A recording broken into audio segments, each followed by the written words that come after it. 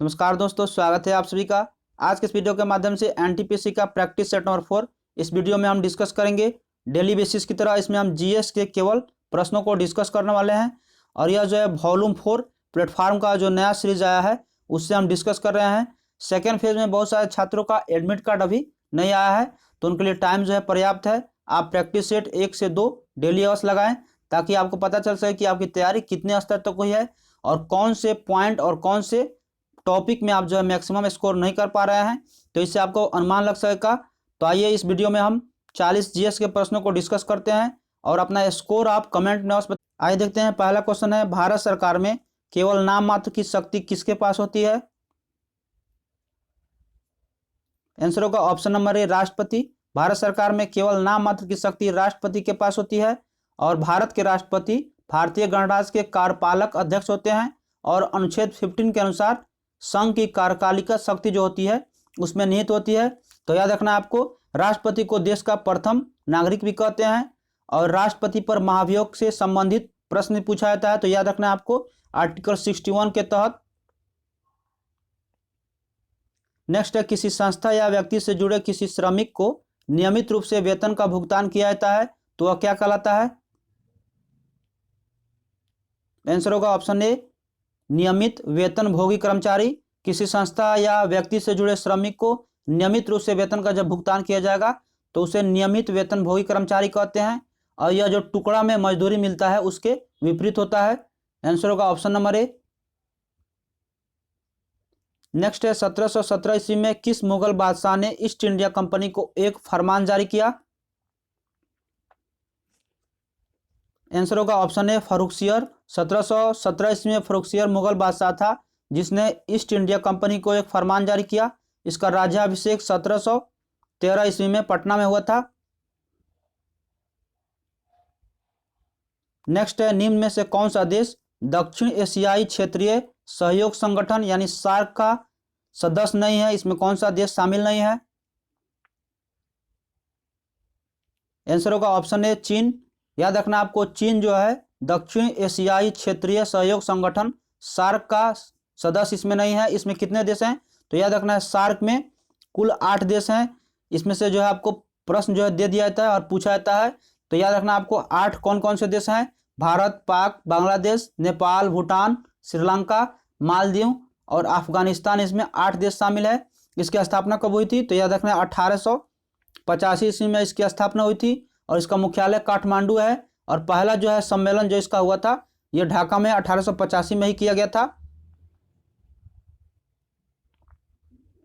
Next है, Cooch Behar trophy का संबंध किस खेल से है? आंसर होगा ऑप्शन बी, क्रिकेट से। कूच बिहार ट्रॉफी का संबंध जो है क्रिकेट से है। क्रिकेट जो है कि जन्मदाता कौन है? इंग्लैंड है और 16वीं शताब्दी में इसका शुरुआत हुआ था और भारत ने पहला क्रिकेट क्लब 1792 में कलकत्ता में स्थापित किया गया था। तो याद रखना आपको, यहाँ से भी प्रश्न पूछा जाता है। आंसर होगा ऑप्शन बी। नेक्स्ट है, निम्न में से कौन सा एक प्रायद्वीपीय नदियों की विशेषता है? आंसर होगा ऑप्शन ए, वर्गीकृत उथली घाटी।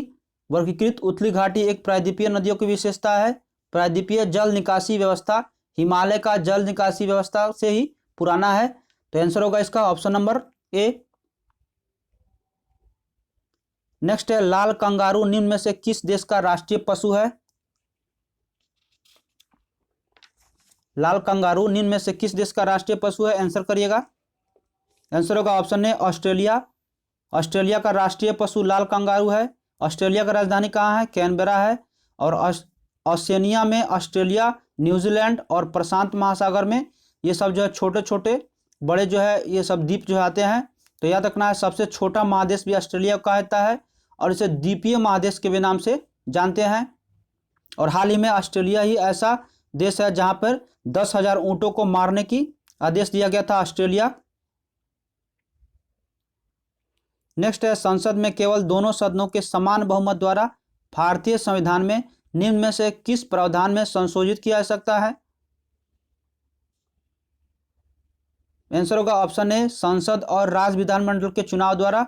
संसद में केवल दोनों सदनों के सामान्य बहुमत द्वारा ही भारतीय संविधान के संसद और राज्य विधानमंडल के चुनाव में प्रावधान का संशोधन किया जा सकता है। याद रखना है आपको, मौलिक अधिकार भारतीय संविधान के भाग 3 में निहित है और यहाँ से प्रश्न जो है निश्चित पूछे जाते हैं। और भारतीय संविधान के अनुच्छेद 368 में संविधान से संशोधन का उपबंध दिया गया है। नेक्स्ट है, भारत में सबसे बड़ी अंडरग्राउंड पाइपलाइन निम्न में से कौन सी है? आंसर होगा option number D, SBJ pipeline. Bharat में सबसे बड़ी अंडरग्राउंड पाइपलाइन एचबीजे पाइपलाइन है। पाइपलाइन जो है खनिज तेल और प्राकृतिक गैस के परिवहन का एक साधन होता है। तो भारत में सबसे बड़ा कौन सा है? एचबीजे पाइपलाइन है। और भारत और बांग्लादेश के बीच जो है मैत्री पाइपलाइन परियोजना का निर्माण भी किया जा रहा है। तो आंसर होगा ऑप्शन डी नंबर। नेक्स्ट है, 1930 में गांधी जी ने नमक कानून किस स्थान से तोड़ा था? काफी इंपॉर्टेंट प्रश्न है, आंसर करिएगा इसका। आंसर होगा ऑप्शन सी, दांडी। 1930 में गांधी जी ने नमक कानून को दांडी से तोड़ा था। दांडी गुजरात के तटीय गांव है जो नवसारी जिले में स्थित है। तो याद रखना आपको, इन्होंने 78 अनुयायियों के साथ साबरमती आश्रम से कब 12 मार्च 1930 को प्रारंभ किया था और 6 अप्रैल 1930 को यह नमक सत्याग्रह से सविनय अवज्ञा आंदोलन को प्रारंभ किए। तो आंसर होगा इसका ऑप्शन नंबर सी। नेक्स्ट है, भारत का नियंत्रक और महालेखा परीक्षक निम्न में से किसके खाते की जांच करता है? आंसर होगा ऑप्शन नंबर सी, राज्य और केंद्र सरकार की। भारत के नियंत्रक महालेखा परीक्षक राज्य और केंद्र दोनों की सरकार की जो है खाते की जांच करता है। भारतीय संविधान में अध्याय 5 द्वारा यह स्थापित एक प्राधिकारी है जो भारत सरकार तथा सभी प्रादेशिक सरकारों के सभी तरह के अंगों का अंचक्षण इसके द्वारा किया जाता है, जिसको CAG हम लोग कहते हैं। तो याद रखना है, इसका आंसर होगा ऑप्शन नंबर सी। और नियंत्रक महालेखा परीक्षक जो होते हैं भारतीय सार्वजनिक धन के रखवाले, इनको ही कहा जाता है। नेक्स्ट है, लोकसभा अध्यक्ष का चुनाव जो है कैसे होता है? आंसर करिएगा, लोकसभा अध्यक्ष के चुनाव जो है कैसे किए जाते हैं? तो आंसर होगा ऑप्शन नंबर ए, लोकसभा अध्यक्ष का चुनाव इसके सदस्यों के बीच होता है। याद रखना आपको, लोकसभा अध्यक्ष जो है भारतीय संसद में निम्न सदन यानी लोकसभा के स्पीकर होते हैं जो निम्न सदन होता है, और राज्यसभा जो होता है ये उच्च सदन कहा जाता है। और वर्तमान में लोकसभा अध्यक्ष कौन है? तो ओम बिरला है। और निर्वाचन की तिथि जो है राष्ट्रपति के द्वारा इसका निर्धारित किया जाता है। तो याद रखना है, आंसर होगा ऑप्शन नंबर ए। नेक्स्ट है, पश्चिमी चक्रवाती विक्षोभ का उद्गम कहां से होता है? आंसर होगा ऑप्शन डी, भूमध्य सागर। पश्चिमी चक्रवात विक्षोभ का उद्गम भूमध्य सागर से होता है। भारतीय उपमहाद्वीप के उत्तरी इलाकों में सर्दी के मौसम में आने वाले ऐसे तूफान जो वायुमंडल की ऊंची तहों में भूमध्य सागर, अंध महासागर के कुछ हद तक जो है नमी लाकर यहाँ पर अचानक वर्षा और बर्फ के रूप में परिवर्तित करता है, तो जिसको हम लोग विक्षोभ कहते हैं। तो याद रखना है, भारत का जो भूमध्य सागर है यहाँ पे पश्चिमी चक्रवात का विक्षोभ जो है यहीं पे उद्गम होता है। तो आंसर होगा ऑप्शन डी। आइए देखते हैं नेक्स्ट क्वेश्चन। नेक्स्ट है, भारतीय संविधान में वर्णित मौलिक अधिकारों को मुख्यतः किससे लिया गया है? किस देश के संविधान से मौलिक अधिकार लिए गए हैं? तो आंसर होगा ऑप्शन बी, अमेरिका के संविधान से। याद रखना आपको, भारतीय संविधान में मौलिक अधिकार का जो वर्णन है अमेरिका से लिया गया है। और यहाँ पे जो याद रखना आपको, अमेरिका जो है संविधान जो है विश्व का पहला लिखित संविधान यही है, और ब्रिटेन का जो है लिखित संविधान जो है नहीं है। तो याद रखना आपको, यहाँ पे कंफ्यूजन नहीं होना है। आंसर होगा ऑप्शन नंबर बी। नेक्स्ट है, खेलों से संबंधित प्रावधान का वर्णन भारतीय संविधान में किस सूची से संबंधित है?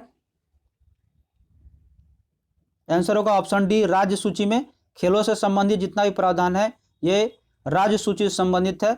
और संघ सूची भारत की 7वीं अनुसूची में वर्णित है। तो याद रखना आपको, समवर्ती सूची कहाँ से लिया गया है? ऑस्ट्रेलिया से लिया गया है।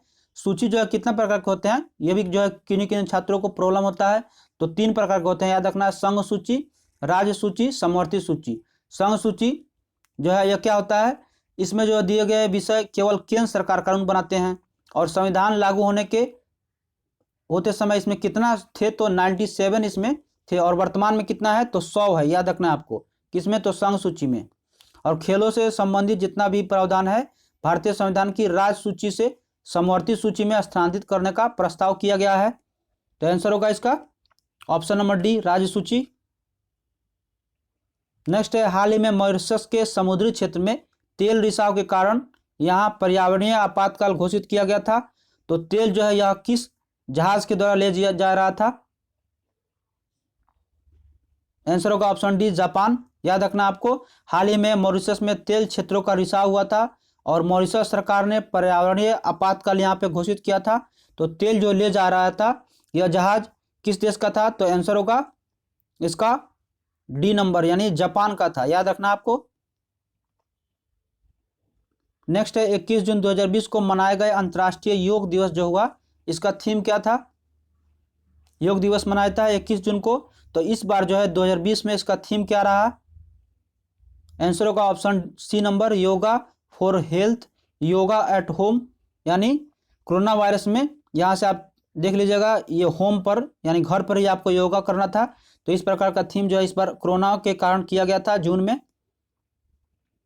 नेक्स्ट है, सैयद अकबरुद्दीन के बाद संयुक्त राष्ट्र ने भारत में अस्थायी प्रतिनिधि पद जो है किसको चयन किया? सैयद अकबरुद्दीन के बाद संयुक्त राष्ट्र में भारत का अस्थायी प्रतिनिधि के पद पर किसका चयन हुआ? आंसर होगा option number A, TS Tirumurti का चयन हुआ। नेक्स्ट है, हाल ही में विज्ञान के क्षेत्र में 2020 में विश्व का प्रसिद्ध IEEE सिमोन रोमा मेडल पुरस्कार भारत के किन वैज्ञानिकों को प्रदान किया गया है? आंसर होगा ऑप्शन नंबर डी, डॉक्टर के शिवन और डॉक्टर BN सुरेश को हाल ही में 2020 में यह विज्ञान के क्षेत्र में IEEE सिमोन रोमा मेडल पुरस्कार हुआ। और के शिवन कौन है? तो याद रखना, इसरो के अभी वर्तमान में प्रमुख है। इनका कार्यकाल अभी बढ़ा दिया गया है 1 साल के लिए। नेक्स्ट है, वर्ष 2021 में संयुक्त राष्ट्र जलवायु परिवर्तन शिखर सम्मेलन COP26 किस शहर में आयोजित किया जाएगा? आंसर होगा ऑप्शन सी, ग्लासगो में। 2020 से 21 का जो COP26 सम्मेलन जो हो रहा है संयुक्त राष्ट्र जलवायु परिवर्तन 2021 में होगा, जो ग्लासगो में आयोजित किया जाएगा। नेक्स्ट है, परमाणु ऊर्जा नियामक बोर्ड AERB के अध्यक्ष कौन है? आंसर होगा ऑप्शन सी, जी नागेश्वर राव।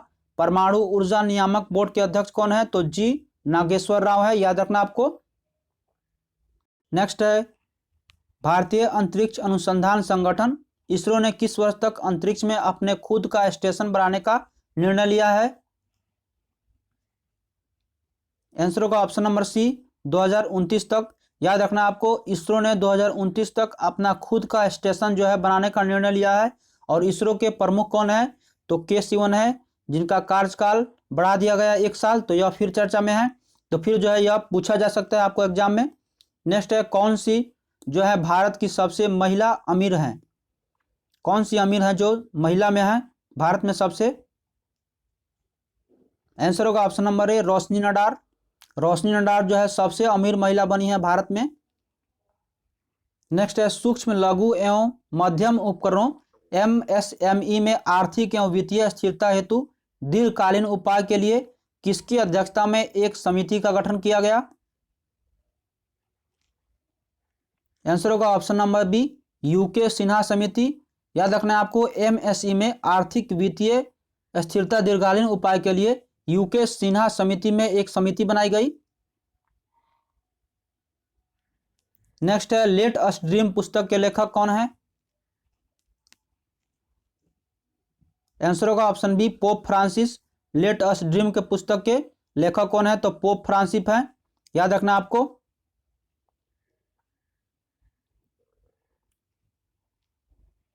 मैं आगे यहाँ पे 56 नंबर से डिस्कस करूंगा, क्योंकि बीच में जो है GS के प्रश्न नहीं है, बीच में जो है मैथ और रीजनिंग के प्रश्न आ रहे हैं। तो आगे मैं 56 नंबर क्वेश्चन लेकर आया हूँ, यहाँ से आप डिस्कस करेंगे। वह पदार्थ जो सहसंयोजी बंध बनाने के लिए एक इलेक्ट्रॉन का युग्म प्रदान करता है, वो क्या कहलाता है? आंसर होगा ऑप्शन नंबर डी, लुईस क्षार। याद रखना आपको, वह पदार्थ जो सहसंयोजी बंध बनाने के लिए एक इलेक्ट्रॉन युग्म का दान करेगा उसको लेविस बेस कहते हैं, लुईस क्षार कहते हैं। नेक्स्ट है, वह कौन सा प्राणी है जो सामान्यतः अपने शिकार को फंसाने के लिए जाल बुनता है? आंसर होगा ऑप्शन ए, मकड़ी। सबको जानता है यह प्रश्न। मकड़ी जो है अपने शिकार को फंसाने के लिए जाल बुनता है। और यह किस श्रेणी में आता है? तो याद रखना आर्थ्रोपोडा श्रेणी में। नेक्स्ट है, निम्न में से कौन सी ग्रंथि शरीर के अंदर ऊर्जा मुक्ति की दर को नियंत्रित करती है? आंसर होगा ऑप्शन डी, अग्नाशय। अग्नाशय ग्रंथि शरीर के अंदर ऊर्जा मुक्ति की दर को नियंत्रित करता है। O2 जो थायराइड होता है यह हमारी गर्दन के वायु नली द्वारा शीर्ष भाग में स्थिर होती है और यह एच आकार के द्विपालित अंतःस्रावी ग्रंथि है। तो याद रखना है आपको, थायरॉक्सिन नामक हार्मोन जो होता है कहाँ से निकलता है? यह हाइपोथैलेमस या हाइपोथायराइड रोग के कारण से होता है। इंसुलिन का स्राव जो है किससे होता है? अग्नाशय के लैंगरहैंस द्वीप से बीटा कोशिकाओं द्वारा होता है। तो इसे जो है रिलेटेड जो है प्रश्न एग्जाम में निश्चित पूछा जाता है, तो यहाँ से आपको याद रखना चाहिए प्रश्नों को। नेक्स्ट है, यदि वस्तु अनंत और अवतल लेंस के प्रकाशीय केंद्र O के बीच रखी जाती है तो अपवर्तन के बाद प्रतिबिंब इसका कैसा बनेगा? आंसर होगा ऑप्शन सी, आभासी व सीधा। यदि वस्तु का अनंत और अवतल लेंस में प्रकाशीय केंद्र O के बीच रखी जाए तो अपवर्तन के बाद इसका प्रतिबिंब जो बनता है आभासी और सीधा बनता है। कनकेव लेंस, इसको अवतल लेंस कहते हैं, जो लेंस के बीच पतला तथा किनारे पर क्या होता है? मोटा होता है, इसको अवतल लेंस कहते हैं। तो याद रखिएगा। और पानी में हवा का बुलबुला किस लेंस की भांति कार्य करता है? यह प्रश्न पूछा जाता है, तो अवतल लेंस की भांति। नेक्स्ट है, इनमें से कौन सा क्लोरीन का इलेक्ट्रॉनिक विन्यास है? बताना है आपको, क्लोरीन का इलेक्ट्रॉनिक विन्यास इनमें से कौन सा है? आंसर होगा ऑप्शन नंबर बी, 287 जो है क्लोरीन का इलेक्ट्रॉनिक विन्यास है। प्रत्येक कक्षक में अधिकतम 2 इलेक्ट्रॉन जो हो सकते हैं इसके हो सकते हैं। नेक्स्ट है, सांद्रित सोडियम हाइड्रोक्साइड विलयन का पीएच मान कितना होगा? आंसर करिएगा इसका। आंसर होगा ऑप्शन नंबर ए, 13। सांद्रित सोडियम हाइड्रोक्साइड विलयन का पीएच मान 13 होता है। और सोडियम हाइड्रोक्साइड NaOH को कास्टिक सोडा कहते हैं। और बियर का पीएच मान कितना होता है? 4.5। दूध का 6.5। रक्त का 7.5। तो यहाँ से प्रश्न जो है पूछा जाता है मूत्र का कितना होता है? तो 6 पीएच मान होता है 6.0। शराब का याद रखना है 3.5। तो यह जो है पीएच मान से 1 से 2 प्रश्न जो है निश्चित पूछे जाते हैं। तो इससे जो है प्रश्न जितने भी रिलेटेड है आपको याद रखना चाहिए। नेक्स्ट है, घर्षण को कम करने के लिए किसी मशीन की गतिशील भागों के बीच जो है क्या रखा जा सकता है? अगर घर्षण कम करना है तो किसी गतिशील मशीन के बीच जो है क्या रखा जाएगा? आंसर करिएगा इसका। आंसर होगा ऑप्शन नंबर ए, एयर कुशन। घर्षण को कम करने के लिए एयर कुशन मशीन गतिशील भागों के बीच में रखा जाता है। नेक्स्ट है, यदि किसी परिपथ में कई सारे बल्ब श्रेणी क्रम में जुड़े हुए हैं और एक बल्ब जो है कोई बंद हो जाएगा तो अन्य बल्बों पर क्या प्रभाव आ जाएगा? आंसर करेगा इसका 63 नंबर का।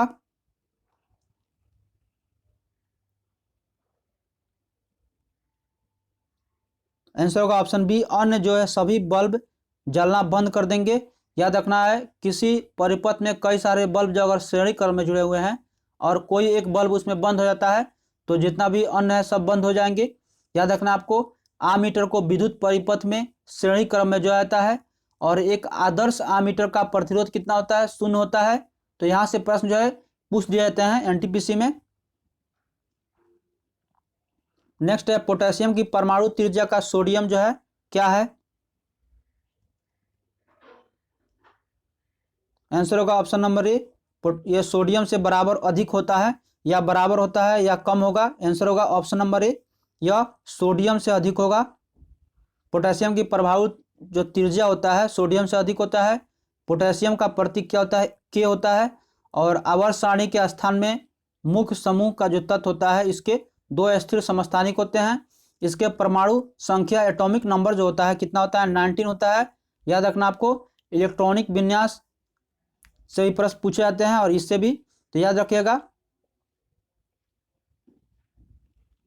नेक्स्ट है एक्टिनियम के बाद 14 जो तत्व जो होते हैं उसको क्या कहा जाता है। एक्टिनियम के बाद जो है 14 तत्व को क्या कहा जाता है। आंसर हो जाएगा ऑप्शन बी एक्टिनाइड।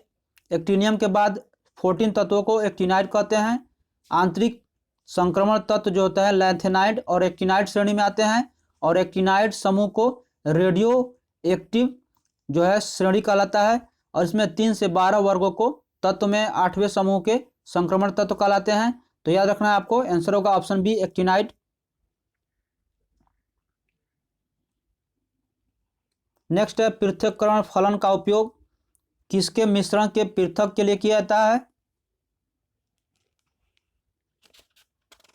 आंसर होगा ऑप्शन नंबर सी नंबर अमिश्रणीय तरल पदार्थों के लिए।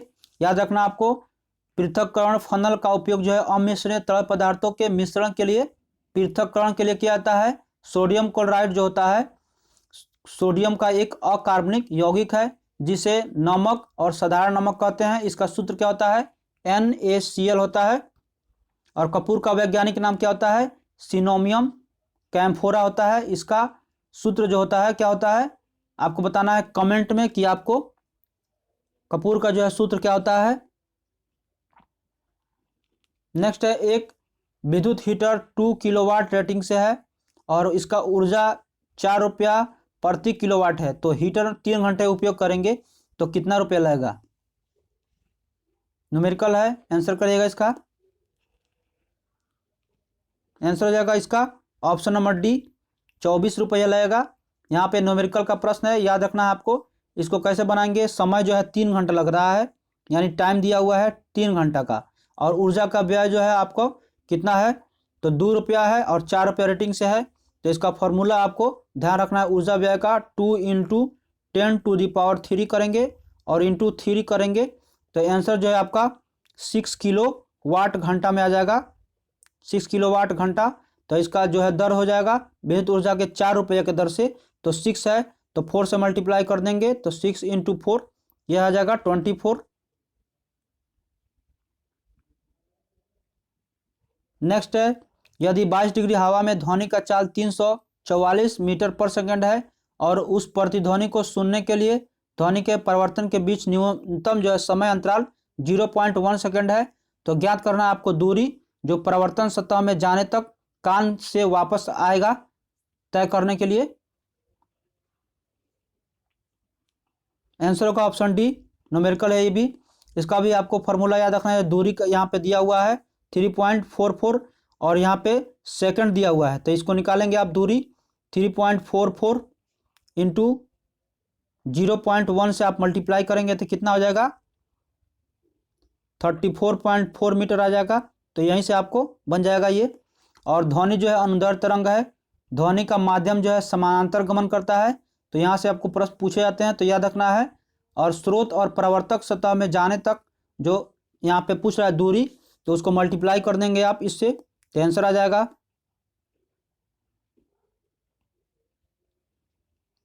नेक्स्ट है निम्न में से किसे सोनार की मदद से मापा जा सकता है। आंसर होगा ऑप्शन नंबर डी पानी में मौजूद वस्तुओं की दूरी और दिशा गति को सोनार से मापा जाता है। सोनार का फुल फॉर्म क्या होता है साउंड नेविगेशन एंड रेंजिंग और यह जो है पानी के अंदर मौजूद वस्तुओं की दिशा दूरी गति को मापा जाता है सोनार से। समुद्र की गहराई फायदोमीटर से मापी जाती है और 1 फायदोमीटर बराबर 6 फीट होता है, याद रखना है। भूकंप की तीव्रता सिस्मोग्राफ से मापी जाती है। नेक्स्ट है मायोसिन और एक्टिन जो है क्या है। आंसर हो जाएगा ऑप्शन सी मांसपेशीय प्रोटीन है। मायोसिन और एक्टिन जो है मांसपेशीय प्रोटीन है। मनुष्य के शरीर में 40% भाग जो है पेशियों का होता है और मानव शरीर में मांसपेशियां कितना है तो याद रखना आपको मांसपेशी कितना है मानव शरीर में 639 और इसमें पेशियां रेखित कितनी होती हैं तो 400 होती हैं रेखित पेशियां। तो इतना जो है जीएस के प्रश्न थे 40 मैंने इसमें जो डिस्कस किया। तो वीडियो अच्छा लग रहा है तो लाइक शेयर अवश्य आपको बनता है, और जो दोस्त चैनल पे नए हैं तो उनको सब्सक्राइब कर लेना है ताकि नेक्स्ट वीडियो का आपको नोटिफिकेशन मिलती रहे। तो आइए मिलते हैं नए अपडेट के साथ। सेट नंबर 5 में आप जो है कितने स्कोर किए हैं उसको अवश्य बताएं कि इस सेट में 40 जीएस के प्रश्नों में आपने कितना स्कोर किया है। तब तक के लिए जय हिंद, जय भारत।